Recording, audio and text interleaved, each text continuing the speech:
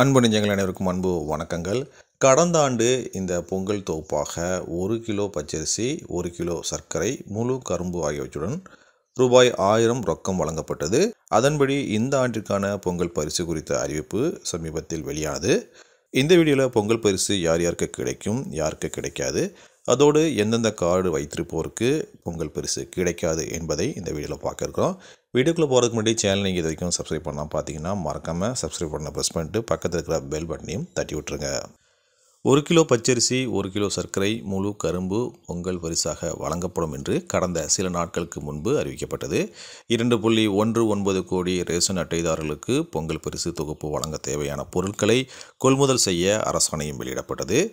இதற்காக தமிழ்நாடு அரசுக்கு ரூபாய் 238.92 செலவினம் ஏற்படும் என்றும் கூறப்பட்டிருந்தது. ரேஷன் கார்டு அட்டைதாரர்களுக்கு மட்டுமின்றி இலங்கை தமிழர் மறுவாழ்வு முகாம்களில் வசிப்போருக்கும் பொங்கல் பரிசு தொகுப்பு வழங்கப்பட இருக்கிறது. முதலில் இந்த பொங்கல் பரிசு குறித்த அறிவிப்பு மட்டும் வெளியான நிலையில் ரொக்கம் குறித்த எந்த ஒரு அறிவிப்பும் அறிவிக்கப்படவில்லை. இதையடுத்து பலரும் பொங்கல் பரிசுடன் ரூபாய் 1000 ரொக்கம் வழங்க வேண்டும் என்றும் கோரிக்கை விடுத்திருந்தனர். இந்த சூழலில் நேற்று முன்தினம் பொங்கல் பரிசு தொகுப்புடன் ரூபாய் 1000 ரொக்கம் வழங்கப்படும் என்ற அறிவிப்பை முதல்வர் வெளியிட்டார். வருமான வரி செலுத்துவோர், அரசு ஊழியர்கள், பொதுத்துறை ஊழியர்கள் ஆகியோருக்கும் இந்த பொங்கல் பரிசு தொகை கிடைக்காது என்று தெளிவுபடுத்தப்பட்டுள்ளது.